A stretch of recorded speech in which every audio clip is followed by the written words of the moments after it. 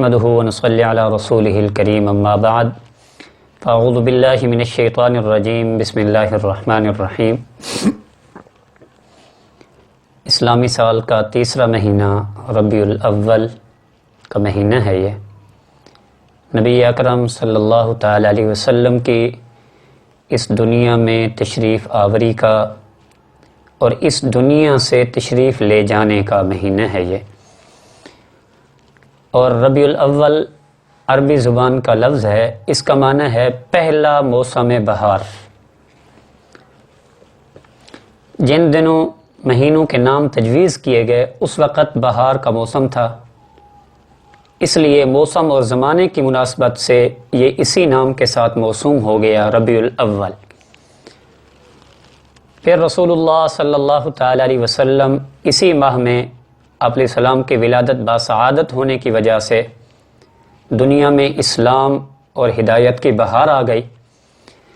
اس لیے بعض اہل تاریخ نے نبی اکرم صلی اللہ تعالی علیہ وسلم کی ولادت باسعادت والے سال کو سن الفتح والابتہاج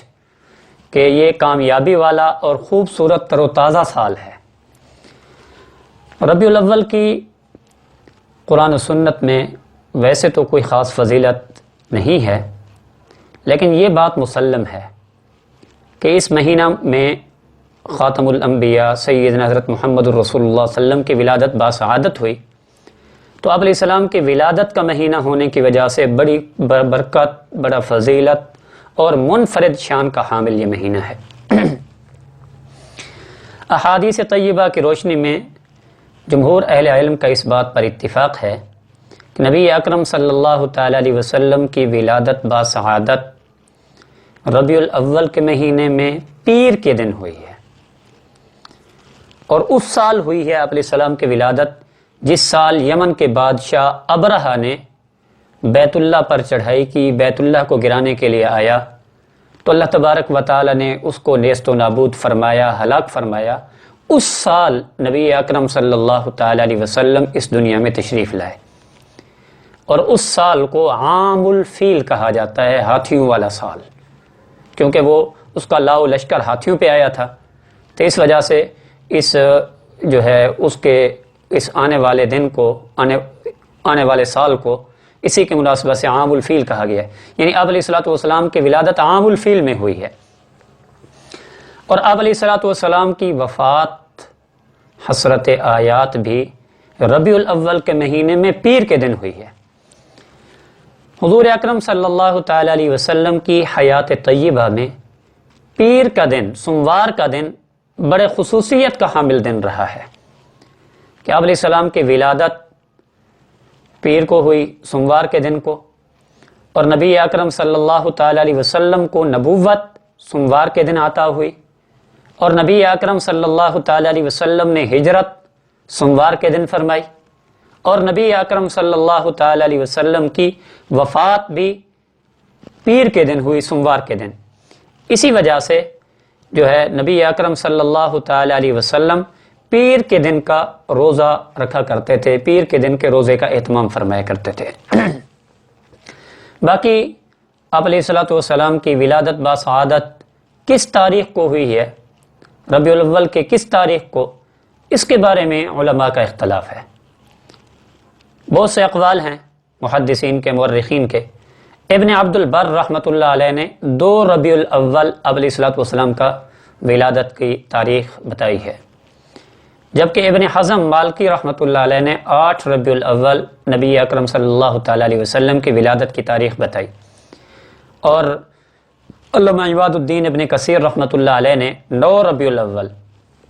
اور ابن اسحاق نے 12 ربیع الاول کا قول نقل کیا ہے۔ مشہور یہی ہے 12 ربیع الاول، لیکن بہت سے اہل علم حضرات نے 8 ربیع الاول کو راجح قرار دیا ہے، یہاں تک کہ حضرت مولانا امام احمد رضا خان بریلوی رحمۃ اللہ علیہ نے بھی 8 ربیع الاول کو آپ علیہ الصلوۃ والسلام کی تاریخ ولادت اور 12 ربیع الاول کو آپ علیہ الصلوۃ والسلام کی تاریخ وفات قرار دیا ہے۔ چنانچہ علامہ امام احمد رضا خان بریلوی رحمۃ اللہ علیہ کے فتاوی رضویہ کے اندر صفحہ نمبر 1413-15 تک جو ہے یہ آپ علیہ الصلوۃ والسلام کی ولادت کا یہ قول درج کیا ہے کہ آپ علیہ الصلوۃ والسلام کی ولادت 8 ربیع الاول کو ہوئی۔ باقی آپ علیہ الصلوۃ والسلام کی وفات ہوئی تو ربیع الاول میں ہے، لیکن ربیع الاول کی کون سی تاریخ کو ہوئی ہے اس کے بارے میں بھی چند قول ہیں۔ ان میں سے ایک قول یہ ہے کہ اکثر حضرات کی رائے یہ ہے کہ آپ علیہ الصلوۃ والسلام کی وفات جو ہے ربیع الاول کی 12 تاریخ کو ہوئی ہے۔ باقی رہی یہ بات کہ آپ علیہ السلام کی ولادت کی تاریخ میں بھی اختلاف ہے اور آپ علیہ الصلوۃ والسلام کی وفات کی تاریخ میں بھی اختلاف ہے۔ اس کی وجہ کیا ہے؟ کوئی متعین تاریخ نہیں ہے، حالانکہ آپ علیہ السلام کی تشریف آوری اس دنیا کے لیے بہت بڑا، آپ علیہ السلام کی ولادت بہت بڑا عظیم دن ہے، اور آپ علیہ الصلوۃ والسلام کا اس دنیا سے پردہ فرما جانا یہ اس دنیا کے لیے بڑے دکھ کا دن ہے۔ لیکن اس کے باوجود نہ آپ علیہ الصلوۃ والسلام کی آمد کی کوئی تاریخ متعین ہے جس پر تمام امت کا اتفاق ہو، اور نہ آپ علیہ الصلوۃ والسلام کی وفات کی تاریخ متعین ہے کہ جس پر پوری امت کا اتفاق ہو۔ اختلاف ہے۔ اس کی وجہ کیا ہے؟ اس کی وجہ یہ ہے کہ ایک تو یہ ہے کہ امت مسلمہ کے لیے اس کے ساتھ آپ علیہ السلام کی ولادت اور وفات کے ساتھ کوئی شرعی حکم وابستہ نہیں ہے کہ جس کی وجہ سے اس دن کی حفاظت کی جاتی یا حفاظت کا کوئی انتظام کیا جاتا، اور اس کے اندر بہت سی حکمتیں بھی پوشیدہ ہیں۔ مثلا اگر آپ علیہ الصلوۃ والسلام کی تاریخ ولادت متفقہ طور پر معلوم ہوتی تو لوگ جشن کا اہتمام کرتے، اور اگر آپ علیہ الصلوۃ والسلام کی وفات کی تاریخ متعین ہو جاتی تو لوگ اس دن کو سوگ کا دن مناتے۔ تو جبکہ نبی اکرم صلی اللہ تعالی علیہ وسلم کی آمد کا دن خوشی کا دن ہے، تمام امت کا اتفاق ہے، اس میں کوئی اختلاف نہیں ہے۔ البتہ خوشی کے طریق میں اختلاف ہے کہ خوشی منانی کیسی چاہیے، اور آپ علیہ الصلوۃ والسلام کی تاریخ وفات جو ہے وہ امت کے لیے بہت بڑا سانحہ ہے، لیکن تمام امت کا اتفاق ہے، بہت بڑا سانحہ ہے، لیکن اس دن کو اگر متعین کیا جاتا تو اس دن کو لوگ سوگ مناتے۔ تو اس وجہ سے اللہ تبارک و تعالی نے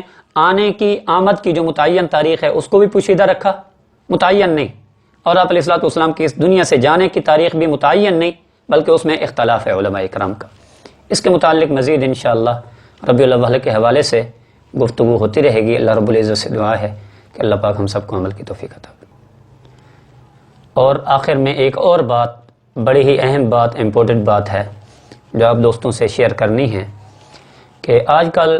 سوشل میڈیا پر ایک میسیج بہت ہی زیادہ گردش کر رہا ہے، فیس بک پر، یوٹیوب پر، واٹس ایپ پہ بہت سے لوگوں کا یہ میسیج آتا ہے کہ ربیع الاول فلاں تاریخ کو ربیع الاول کی پہلی تاریخ ہے، اور نبی اکرم صلی اللہ تعالیٰ علیہ وسلم کے طرف یہ فرمان منسوب کیا جاتا ہے کہ جو سب سے پہلے ربیع الاول کی آمد کی بشارت دے گا اس پر جنت واجب ہو جائے گی۔ یاد رکھیں ایسی کوئی حدیث نہیں ہے، اور نبی اکرم صلی اللہ تعالیٰ علیہ وسلم کا فرمان ہے من کذب علی متعمدا فلیتبوأ مقعدہ من النار، کہ جو جان بوجھ کر نبی اکرم صلی اللہ تعالیٰ علیہ وسلم کی طرف جھوٹی بات کی نسبت کرتا ہے وہ اپنا ٹھکانہ جہنم بنا لے۔ یہ یہود و نصارہ کی سازش ہے، ایسے میسیج جو ہے سوشل میڈیا پہ بھیج کے، اور ہم سادہ لوگ بھی ان کو حق سمجھ کے، صحیح سمجھ کے آگے اس کو پھیلا دیتے ہیں۔ ذرا اس سے اجتناب کیا جائے۔ علماء اکرام سے اگر کوئی ایسی بات ہو پہلے علماء سے پوچھیں، پھر اس کے بعد آگے شیئر کریں۔ اللہ رب العزت ہم سب کو صحیح سمجھ عطا فرمائے۔